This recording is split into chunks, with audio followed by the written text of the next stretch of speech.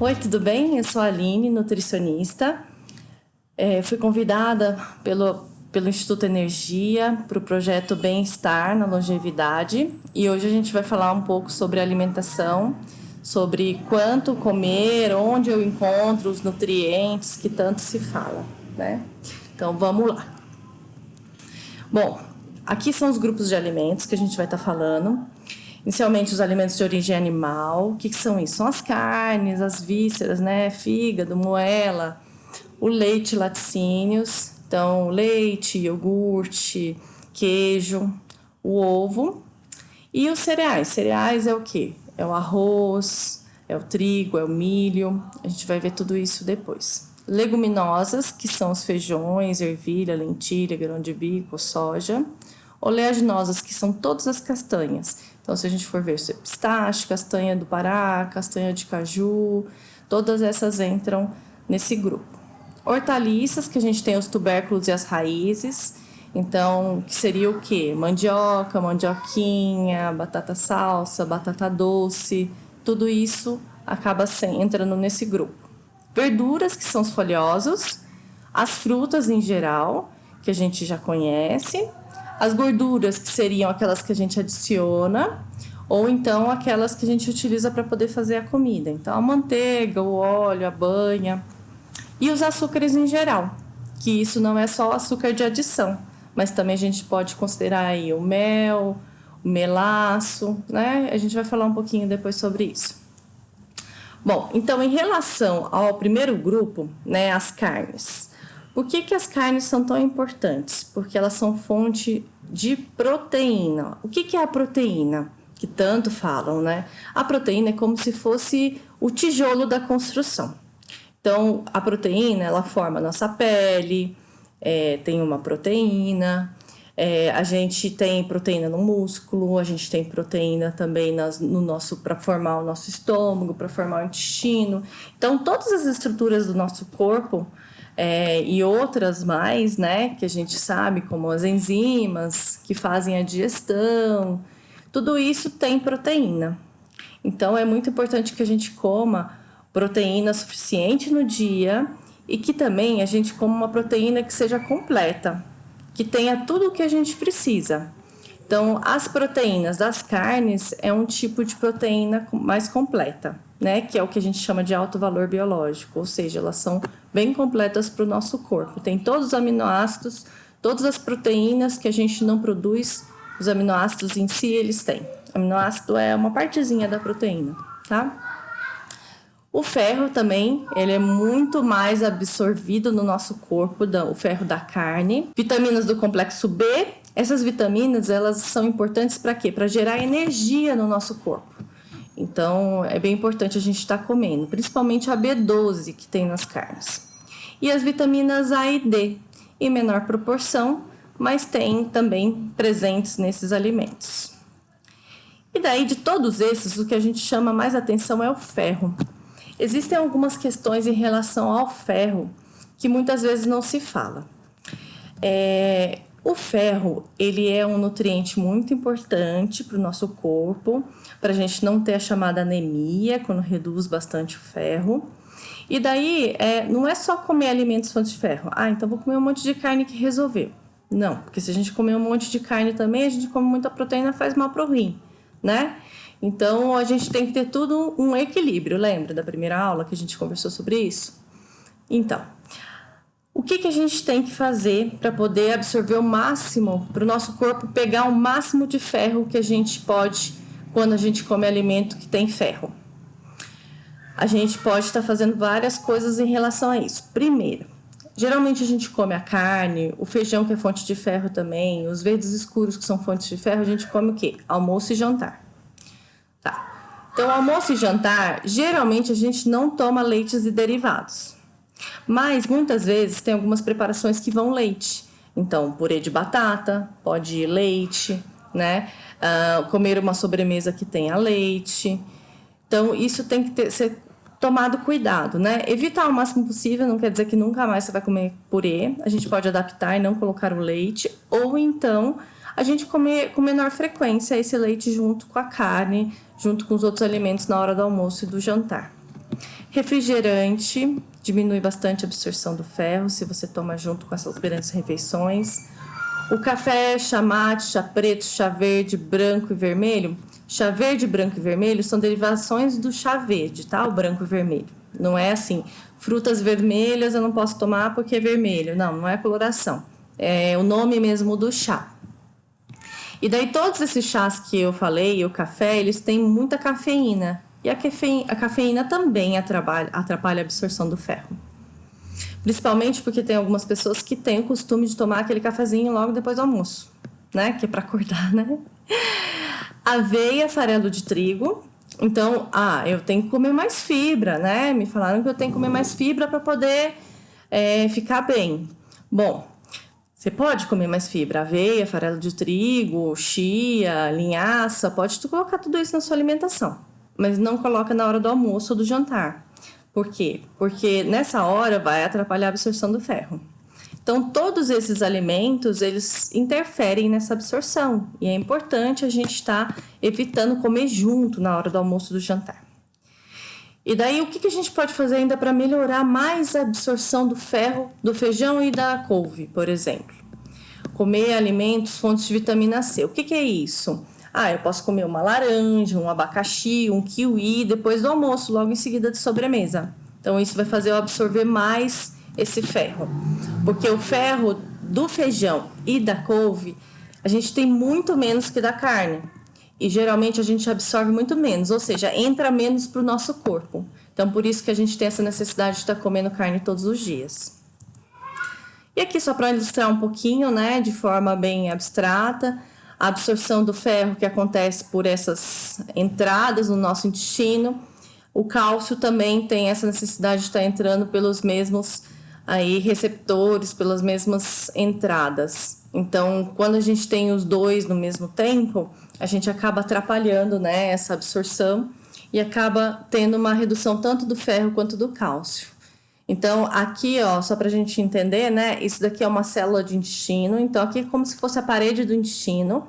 E aqui dentro é onde estaria o que a gente comeu, que a gente chama de quilo já nesse momento, né? Que depois vai virar fezes. Então, aqui a mistura dos alimentos que eu estou digerindo, eu vou ter lá nessa mistura cálcio e ferro. E para entrar no nosso corpo, então vai entrar nessa célulazinha e depois vai lá para as nossas veias, nossas artérias, para poder jogar para todo o nosso corpo o ferro. Então, essa entradinha ela fica comprometida. Além daqueles que eu falei para vocês, reforçando, né? O ovo também, junto com a carne, não é uma boa opção para ser algo frequente, também vai interferir. As fibras que eu já tinha falado para vocês, né? Então, comer coisas integrais na hora do almoço, do tipo, vou adicionar farelo de aveia. Se a gente come, por exemplo, arroz integral, isso não é problema, porque a quantidade não é exagerada. O problema é quando a gente adiciona as farinhas ou as sementes em grande quantidade, e isso atrapalha bastante a absorção. Oxalato é um nutriente que tem lá, um antinutriente, na verdade, que a gente chama. Então, tem lá dentro da couve, de todos os verdes escuros do brócolis, todos os verdes escuros têm essa substância ligadinha no ferro lá dentro deles. Então, quando tá cru, a gente come, por ele estar juntinho com o ferro, a gente não entra para o nosso corpo, não entra lá no intestino que eu mostrei para vocês. Então, o que a gente tem que fazer para isso é o quê? Cozinhar. Então, a couve cozida, o brócolis cozido, tudo isso a gente vai ter uma melhor absorção do ferro no nosso corpo. Os cafés, que eu já tinha falado para vocês, e um que é bem importante, que é o orégano. Muitas vezes a gente usa o orégano como parte do tempero do almoço e a gente tem uma redução de absorção bem grande, de quase 50% do ferro que tem na alimentação é diminuída essa absorção, quase 50%. E os leites derivados que eu já tinha falado com vocês. Bem, então, resumindo a história, para poder eu ter bastante ferro, aproveitar bastante o que eu comi de ferro. Então, é ter lá no almoço as carnes, seja o peixe, frango, carne, miúdos, né? E isso mais os feijões, que também são fonte de ferro, mais os verdes escuros. E, por último, como sobremesa, uma frutinha cítrica ou que tem bastante vitamina C. Então, goiaba, uma laranja, um kiwi, um abacaxi, né? Isso tudo é fonte de vitamina C. Aqui eu coloquei alguns legumes também, que têm maior quantidade de vitamina C também, que podem ser ingeridos na própria dieta, na própria alimentação do almoço. O segundo grupo, de leite e laticínios. Então, esse grupo, ele é importante porque o leite, ele traz para a gente um cálcio que é muito mais absorvido no nosso corpo, ele é muito melhor do que o que a gente toma via remédio. Por quê? Porque a proteína que tem no leite, né, ela faz absorver mais o cálcio no nosso corpo. Então, não é a mesma coisa eu tomar um leite do que eu estar tomando um comprimido de cálcio. Dentre as vitaminas, a gente fala que é a vitamina B2 e a vitamina A e D quando o leite é integral. O leite em si, a gente tem um papel muito importante aí quando a gente pensa na osteoporose, que a gente vai falar daqui a pouquinho. E daí é importante a gente saber que existem algumas limitações. Então, o leite, em geral, ele tem a lactose, que é o açúcar do leite. E quando a gente vai envelhecendo, ao longo dos anos, a gente diminui essa produção da enzima que digere isso, que é a lactase. Então, eu vou ficando com mais idade, vai ficando mais difícil a digestão do leite e vou produzindo mais gases. Então, vou ficar com mais gases quando eu tomo leite, que a maioria das pessoas com mais idade acabam sentindo. Então, uma das opções para a gente usar esse cálcio na nossa alimentação e a gente tá evitando essa situação é comprar os leites sem lactose, que hoje em dia já tem bastante no mercado, né? Lógico que cada caso tem que ser analisado individualmente, mas de uma forma geral, a gente pensando aí para o idoso em si, a gente tem que estar tirando aí essa lactose para estar ajudando na digestão. Os ovos também têm alto valor biológico, ou seja, aquela proteína é muito boa e é rico em vitamina A e D, principalmente na gema, e do complexo B, que também dá energia. A vitamina A, ela é boa para nossa visão, para a pele. A vitamina D, ela age praticamente como se fosse um hormônio no nosso corpo. Tem várias funções, que inclusive a gente vai conversar um pouquinho também depois. Então, falando um pouquinho daquela questão do cálcio e osteoporose que eu falei para vocês, o cálcio, muitas vezes a gente tem a ideia de que o cálcio serve só para formar o osso, e não é. Então, ele serve também para coagular o sangue. O que é isso? Para quando a gente machuca, o sangue parar de sair, né? Formar aquela casquinha. Isso é a coagulação.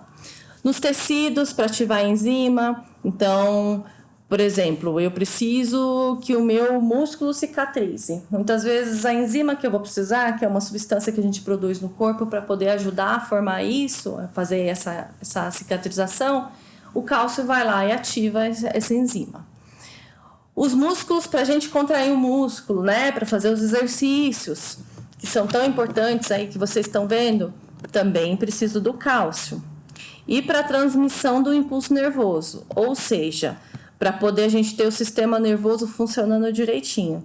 Então, o cálcio, ele é muito importante. E daí, quando a gente pensa quando a gente está com mais idade, né? No período da longevidade, na terceira idade, a gente pensa em o quê? Na estrutura dos ossos, que geralmente tem um desgaste maior, né? Que é a osteoporose. Então, aqui em cima a gente tem, para vocês verem, ilustrar, né? A trama de um osso normal e um osso com osteoporose. Então, ele fica muito mais frágil, fica mais fácil para poder estar quebrando, né? E daí, quais seriam as fontes alimentares de cálcio? O que eu posso comer? É só leite e derivados? Não é só leite e derivados. Tem alguns outros também, que nem o ferro tem um pouco menos, é menos disponível, mas também tem. São os verdes escuros. Então, com os verdes escuros eu tenho cálcio e ferro nos dois, os dois nutrientes numa coisa só. E daí a gente tem o iogurte, o queijo, a ricota, o leite. Os queijos e os iogurtes, eles já são reduzidos em lactose. Por quê? Porque para fazer eles, no próprio processo, a gente tem uma redução da lactose. O único queijo que a gente tem maior quantidade de lactose é a ricota. Então, se você tem esse problema da digestão da lactose em si, é bom evitar a ricota. Os outros, tranquilamente. E sardinha, a sardinha enlatada com espinho, porque é como se a gente estivesse comendo o ossinho da sardinha, né? Que nada mais é do que a espinha. Então, a gente amassa, acaba ficando amassadinha junto e a gente pode estar comendo.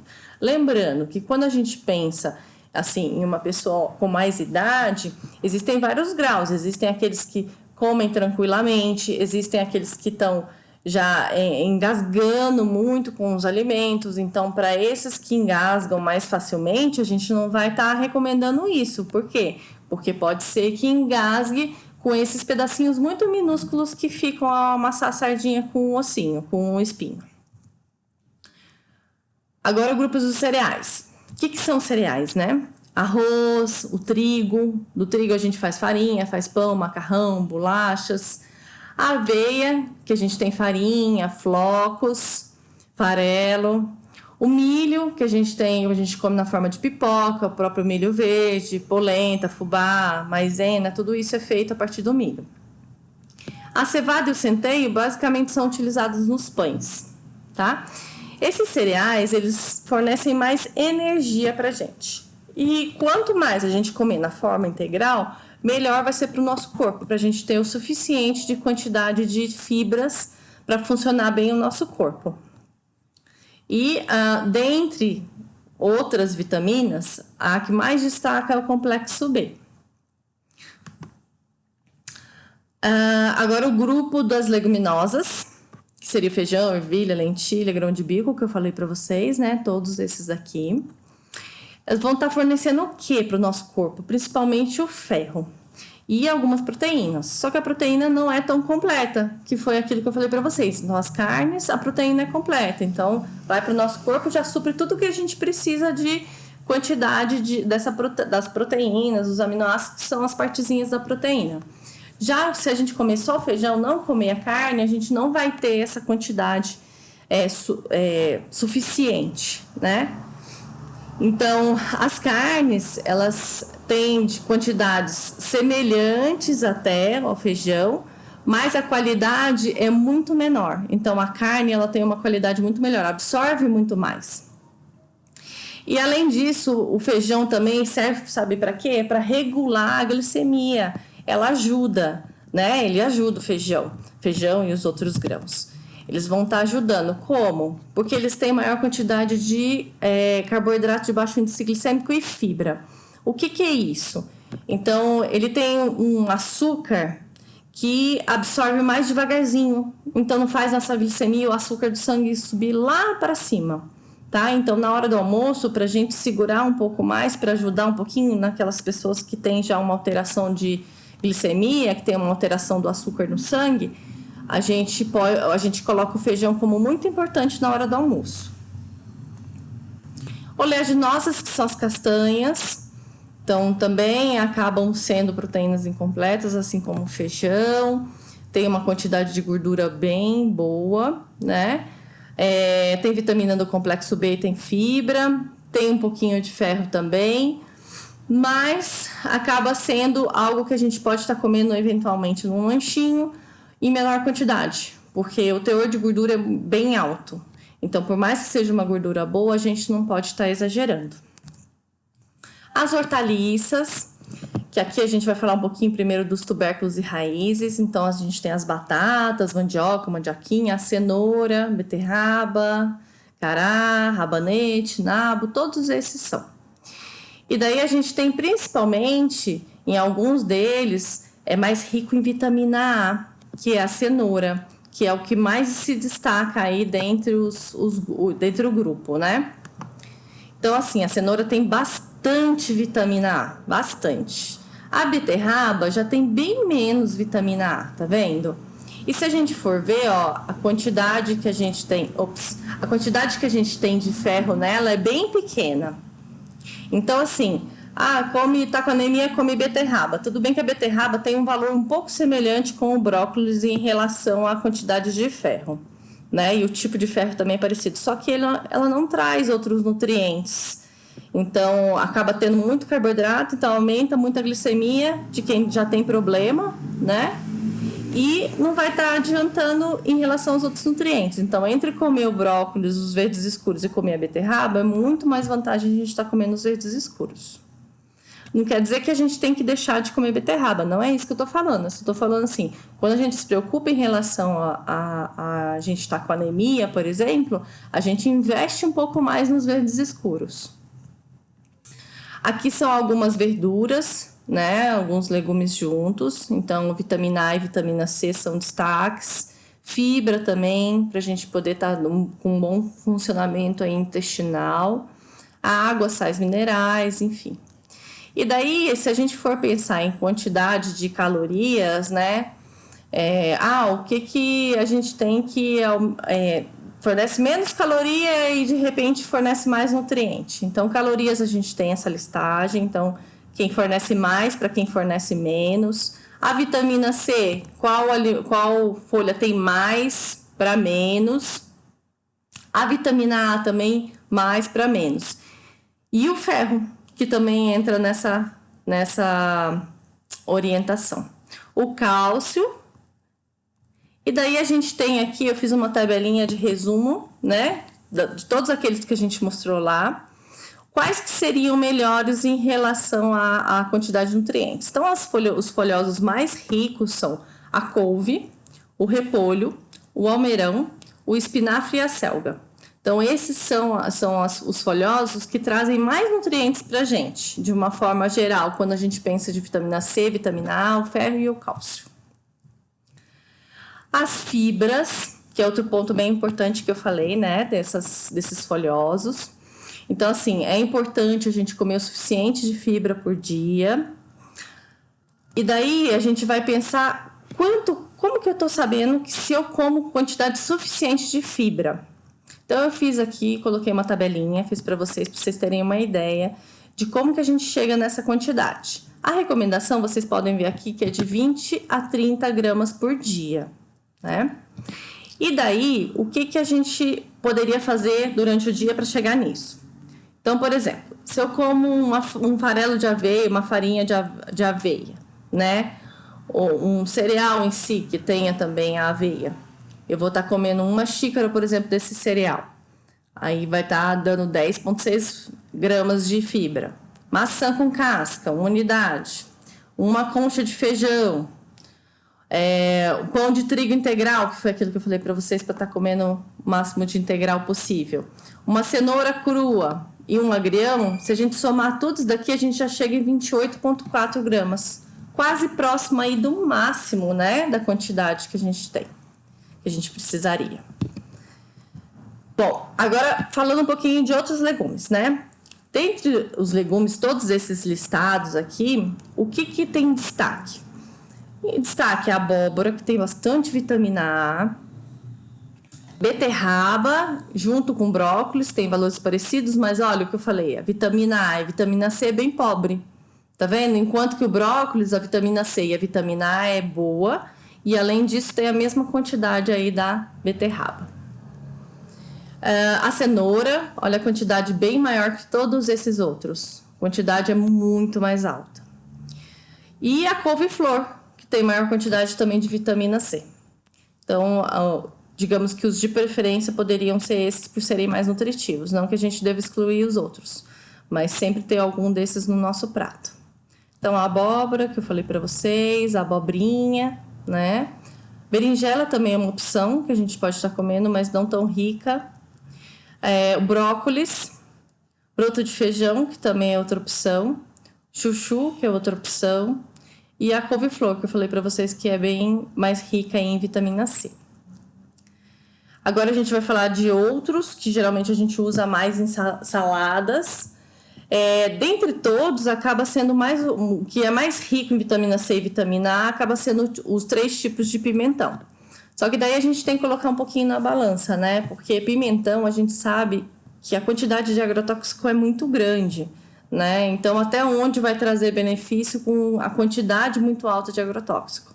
Então, se você, de repente, optar por comprar pimentão que seja orgânico, ok.